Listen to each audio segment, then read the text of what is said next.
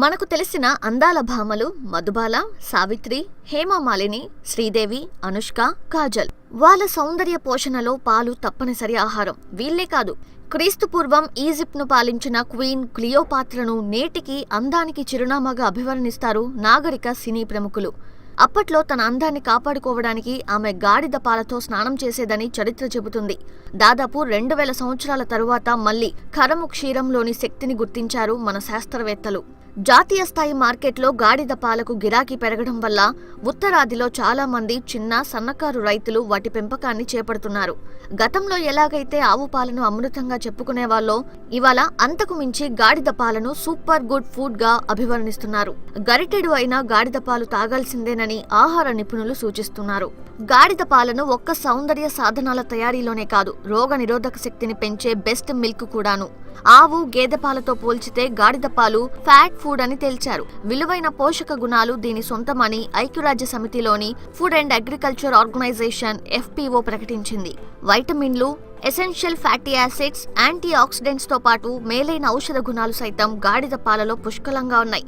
ముఖ్యంగా ఆవు, గేదె పాలు తాగితే పడని పసికందులకు ఈ పాలు చక్కటి ప్రత్యామ్నాయం.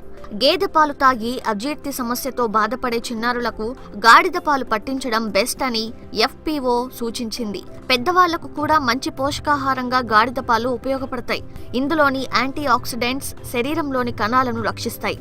పొగ, రేడియేషన్ వల్లే సోకే రోగాలతో పాటు గుండె జబ్బులు, ఊపిరితిత్తుల సమస్యలు, బ్రెయిన్ స్ట్రోక్, క్యాన్సర్ ఇలా ఒకటేంటి సకల రోగాలను నిరోధించడంలో గాడిద పాలు క్రియాశీలక పాత్ర పోషిస్తాయి. సాధారణంగా ధూమపానం, ఇతరత్రా పొగ, రేడియేషన్ వల్ల మన శరీరంలోకి ప్రవేశించే ఫ్రీ రాడికల్ సెల్స్ ఆరోగ్యంగా ఉన్న కణాలను బ్రేక్ చేస్తాయి. తద్వారా ప్రాణాంతక రోగాలు వచ్చి పడతాయి. ఈ పరిస్థితిని కట్టడి చేయడంలో యాంటీ ఆక్సిడెంట్స్ ది కీలక పాత్ర. అలాగే శరీరంలోని కణాలను సంరక్షిస్తూ రోగ నిరోధక శక్తిని పెంచే ఈ యాంటీ ఆక్సిడెంట్స్ కు గాడిద పాలు మంచి వనరని అధ్యయనంలో వెల్లడైంది. ఆయుర్వేదం, మూలికా వైద్యాలను మన దేశంలో అనాదిగా పాటిస్తున్నారు. కొత్త కొత్త మూలికలను అన్వేషించి వాటి సుగుణాలను విశ్వవ్యాప్తం చేయడంలో కేరళీయులు సుపరిచితం. ఈ క్రమంలోనే గాడిద పాల గొప్పదనాన్ని గుర్తించడంలోనూ ఓ కేరళ వాసి విజయవంతమయ్యాడు. తూర్పు కొచ్చిన్ ప్రాంతానికి 30 కిలోమీటర్ల దూరంలో ఉన్న రామమంగళం అబీబేబీ స్వగ్రామం.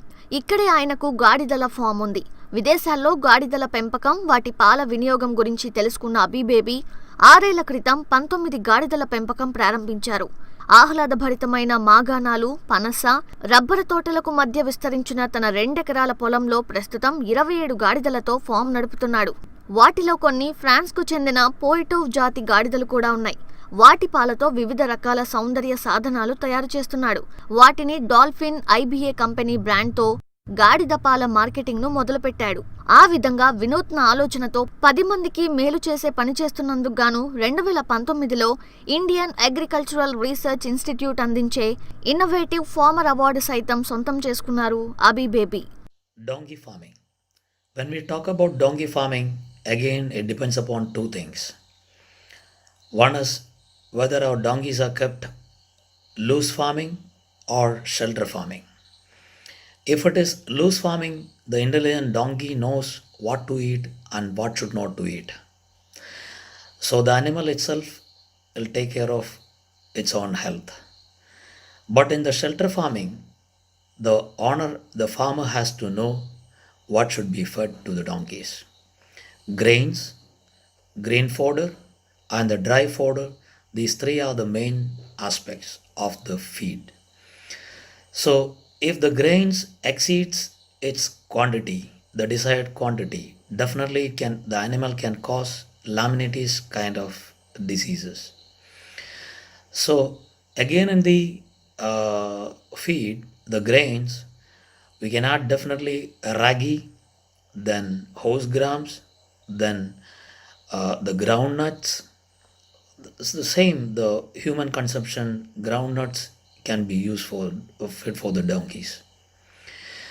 Whatever we feed, it has to match with the output.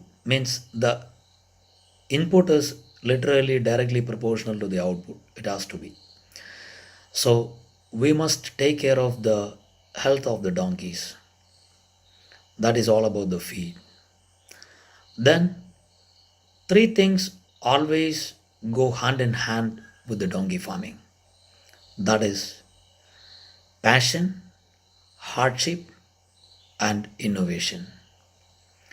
If these three are together, definitely you can be a winner. If any of the pillars of these three, definitely the desired output cannot be achieved on time.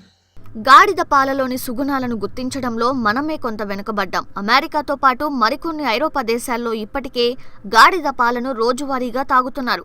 భారతదేశంలో మాత్రం వాటిని తాగడానికి పనికొచ్చే పాలలా చూడట్లేదు. సౌందర్య సాధనాల తయారీలో, ఆయుర్వేద ఔషధాల్లో పుష్కలంగా వాడుతున్నారు. చాలా కొద్ది ప్రాంతాల్లోనే రోజువారీ ఆహారంలో భాగంగా గాడిద పాలను తీసుకుంటున్నారు. కొచ్చి, పూణే, ఘజియాబాద్, రాజస్థాన్ రాష్ట్రాల్లోని కొన్ని ప్రాంతాల్లో బహు తక్కువ మంది రైతులే వాటిని పోషిస్తున్నాయి. ఆయా కుటుంబాలే డాంకీ డైరీ ఫార్మ్స్ పేరిట సొంత బ్రాండ్స్తో అమ్మకాలు చేస్తున్నాయి. ప్రస్తుతం లీటరు పాలను 3,000 నుంచి 7,000 రూపాయల వరకు అమ్ముతున్నారు. పేరున్న అమూల్ లాంటి పెద్ద డైరీ సంస్థలు ఈ వ్యాపారంలోకి ఎంట్రీ ఇస్తే ప్రజలందరికీ తక్కువ ధరకే కరము పాలు అందుబాటులోకి వచ్చే అవకాశాలున్నాయి. అయితే 7 నుంచి 8 గంటలకు మించి ఈ పాలు నిల్వ ఉండవు. ఎక్కువ సమయం నిల్వ చేసుకునేందుకు రీసెర్చ్ చేయాల్సి ఉంటుందని నిపుణులు చెబుతున్నారు. యాంటీ ఏజింగ్ కాస్మెటిక్స్ తయారీలో గాడిద పాలకు మంచి డిమాండ్ ఉంటుందని ఐసీఏఆర్ నేషనల్ రీసెర్చ్ సెంటర్ శాస్త్రవేత్తల బృందం తెలిపింది. చర్మంపై ముడతలు రాకుండా మృదువుగా ఉంచడం వల్ల గాడిద పాలలోని poly and saturated acids, regenerating compounds ప్రభావవంతంగా పనిచేస్తాయి. హార్మోన్ల సమస్యలకు, గ్యాస్ట్రిక్ సమస్యలు, స్కిన్ అలర్జీలు ఉన్నవారికి ఈ పాలు చాలా మంచిదంటారు బేబీ. బ్యూటీ ప్రోడక్ట్ ను ఇప్పటికే తయారు చేసిన బేబీ మెడిసినల్ ఫుడ్స్ కూడా చేసేందుకు ప్రణాళికలు చేస్తున్నారాయన.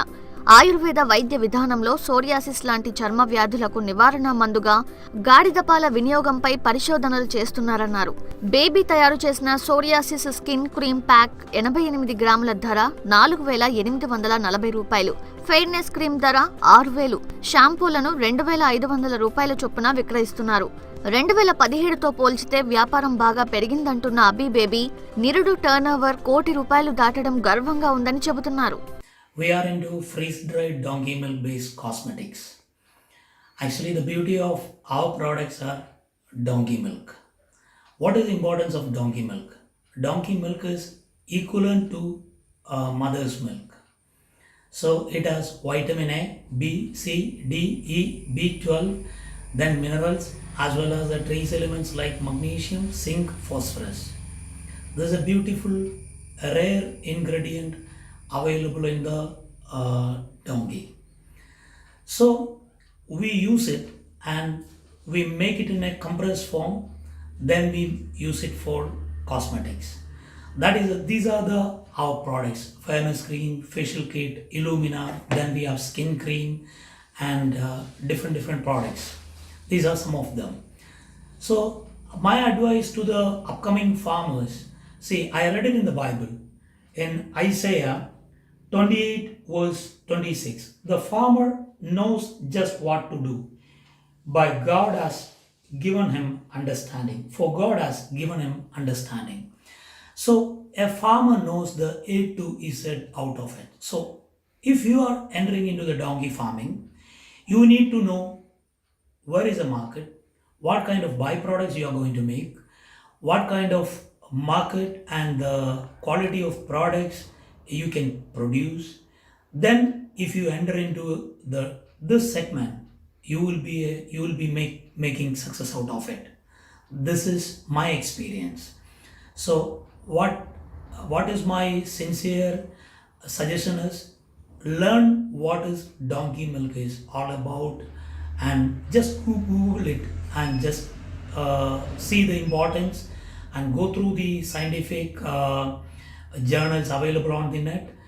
Then try to procure 1 or 2 donkeys, then see it, then you slowly increase it.